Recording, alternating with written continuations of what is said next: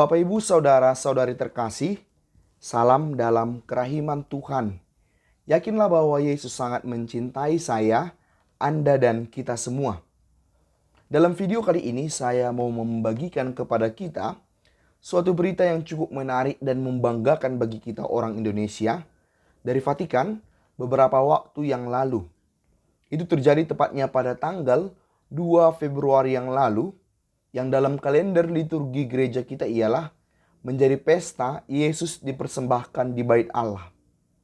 Pesta ini juga menjadi pesta bagi hidup bakti, yaitu para religius biarawan-biarawati yang membaktikan hidupnya secara khusus dalam pelayanan kepada gereja.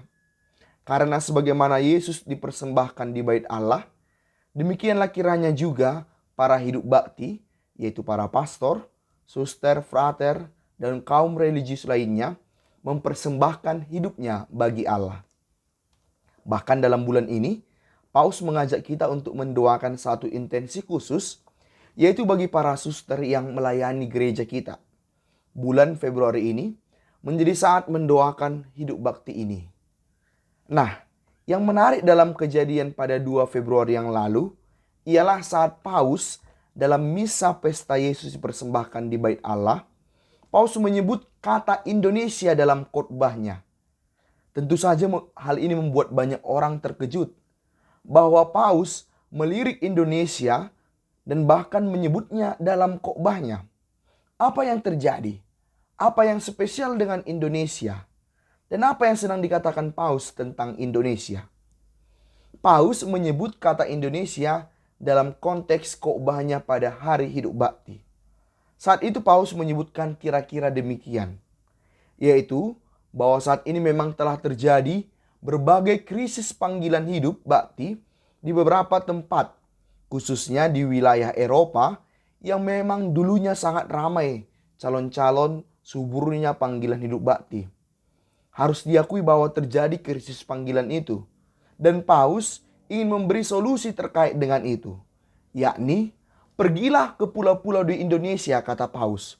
Bukalah hati, pergilah ke Indonesia untuk menemukan seseorang di sana menjadi calon hidup bakti.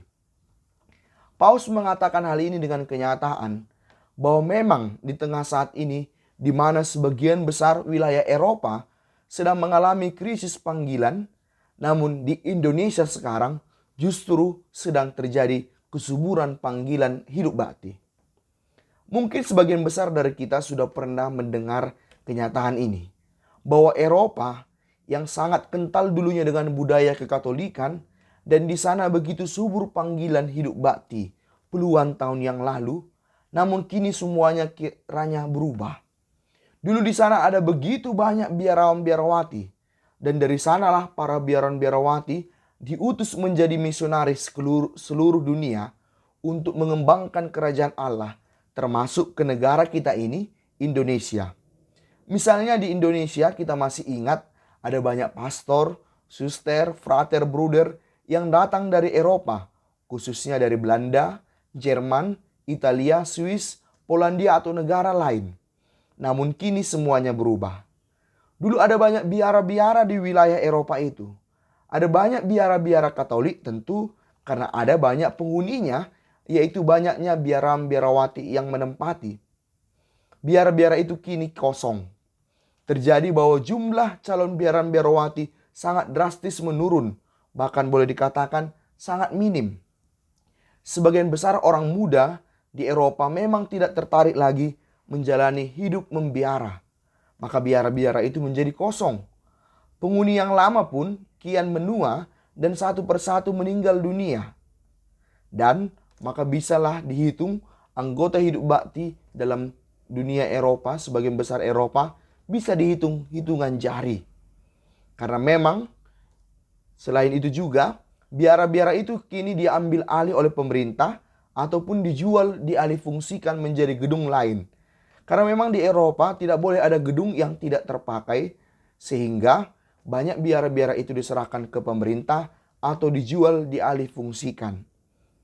Maka biara-biara semakin sedikit, dan yang menempati seandainya pun ada biara ialah justru hanya para biarawati yang lansia dan tampaknya mereka menunggu saat mereka dipanggil Tuhan. Ketika mereka nanti sudah meninggal, bisa-bisa riwayat salah satu kongregasi atau ordo mereka tinggal kenangan. Karena memang saat ini mereka tidak lagi punya calon biarawati yang baru. Ini adalah suatu kenyataan adanya krisis panggilan di daerah Eropa. Padahal dari Eropa lah dulu para biarawati datang memperkenalkan Yesus membawa kepada kita. Karena itulah patut kita bersyukur bahwa di tengah krisis yang terjadi itu, justru di daerah kita ini, di negara Indonesia, terjadi suburnya panggilan. Hal ini memang suatu kenyataan, dan sebenarnya hal itu sudah beberapa waktu terakhir ini dilirik oleh Vatikan. Misalnya, dalam kunjungan ad limina para uskup kepada Paus ke Tata Suci Vatikan pada tahun 2019 yang lalu, Tata Suci melalui Kongregasi untuk Tarekat Hidup Bakti dan Serikat Hidup Kerasulan memang memuji Indonesia di hadapan para uskup sebagai salah satu dari 5 besar negara sumber panggilan religius di seluruh dunia. Selain Indonesia, ada beberapa negara lain sebagai sumber panggilan, misalnya Vietnam dan Korea Selatan.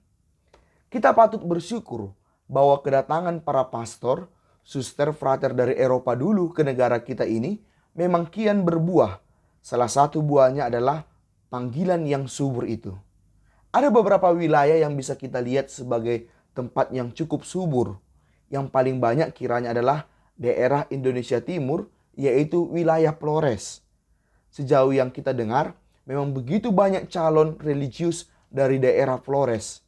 Bahkan dari daerah Flores ini telah dikirim sekian banyak misionaris ke negara-negara lain. Artinya, kalau dulu kita dilahirkan oleh para misionaris, maka kini negara Indonesia, gereja Indonesia telah justru menjadi misionaris-misionaris yang melahirkan gereja-gereja di daerah lain. Dan ini patut kita syukuri. Bahkan, pimpinan para tarekat religius termasuk yang sangat besar sekalipun di dunia ini, beberapa di antaranya, baik pimpinan maupun dewan penasihatnya, kini sudah banyak diisi oleh para religius dari negara Indonesia. Artinya, para religius dari negara Indonesia kian berpartisipasi dalam perkembangan tarekat tingkat dunia. Karena itulah Paus dalam khotbahnya melirik bahkan sampai menyebut kata Indonesia. Tentu ini kita bisa maknai dalam beberapa hal. Pertama ialah bahwa saat ini gereja, khususnya dalam diri Paus, sedang berharap besar kepada kita, gereja Indonesia. Paus sadar bahwa ada krisis yang dihadapi sebagian besar wilayah gereja, yaitu krisis panggilan. Dan kita, walau negara kecil dan terpencil, justru menjadi sumber harapan bagi Paus. Paus berharap banyak dari Indonesia, dan ini perlu kita jawab dengan serius. Jawaban yang diharapkan dari kita ialah membangkitkan, merawat, dan mengembangkan kesuburan hidup membiara yang sedang kita alami di Indonesia saat ini. Misalnya di tempat kami saat ini, di Keuskupan Agung Medan ini, fokus pastoral Keuskupan Agung Medan untuk tahun ini, tahun 2022 adalah keluarga sumber panggilan. Uskup Agung Medan bersama seluruh imam religius dan seluruh umat keuskupan ini sedang berjuang dan memberi hati untuk mengembangkan hidup religius dengan fokus pada keluarga sebagai sumber panggilan.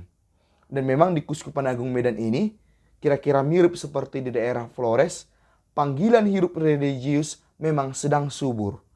Kami misalnya dari Ordo Saudara Dina Kapusin sedang merasakan berkat itu, di mana banyak calon yang melamar menjadi Kapusin beberapa tahun belakangan ini. Dan begitu juga kiranya dengan ordo atau kongregasi lain yang ada di Keuskupan Agung Medan ini. Paus berharap banyak dari Indonesia. Karena itu pula, kualitas calon biarawati di Indonesia ini memang harus ditingkatkan dan diharapkan mampu mendunia. Apa yang dikhotbahkan Paus pada 2 Februari yang lalu adalah undangan bagi kita gereja Indonesia untuk terlibat dalam perkembangan gereja. Bukan hanya gereja Indonesia, namun gereja sedunia lewat kehadiran para religius dari Indonesia. Itu artinya dunia sedang memperhitungkan kita.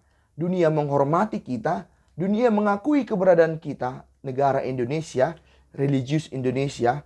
Dan mereka sedang membuka pintu bagi kita yang ditandai oleh terbukanya paus bagi religius Indonesia. Karena itulah ini menjadi tuntutan bagi kita, khususnya bagi religius Indonesia, untuk mengisi diri agar mampu melayani bukan lagi negara Indonesia saja, tetapi seluruh dunia. Karena itu banyak yang diharapkan kemampuan-kemampuan khusus, khususnya kemampuan dalam berbahasa internasional dan hal-hal lain. Saya berbagi kisah misalnya dengan kami para Kapusin Indonesia ini. Saat ini memang kami sudah berulang kali diminta oleh pimpinan Kapusin sedunia untuk terlibat dalam perkembangan Kapusin bukan hanya di Indonesia, tapi juga seluruh dunia termasuk untuk Eropa. Sekarang beberapa Kapusin dari Indonesia sudah diberangkatkan untuk melayani wilayah Eropa dan tetap terus diminta. Satu pertanyaan yang kita ajukan ialah, mengapa orang Indonesia sangat dibutuhkan? Salah seorang saudara yang punya pengalaman dengan dunia Eropa menjawab bahwa memang sebagai saudara Kapusin Indonesia sangat diharapkan membantu pengembangan Kapusin dunia karena memang bukan hanya karena jumlahnya yang banyak, tapi juga para Kapusin sedunia senang dengan kepribadian orang Indonesia yang ramah dan santai.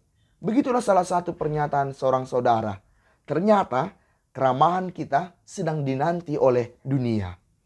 Karena itu marilah kita menjawab harapan paus dan harapan gereja sedunia kepada kita dengan mendukung panggilan hidup bakti, dan saatnya kita Indonesia menjadi misionaris, termasuk menjadi misionaris di wilayah Eropa yang dulunya adalah misionaris bagi kita, yang sebagian besar di wilayah Eropa saat ini sedang mengalami krisis panggilan.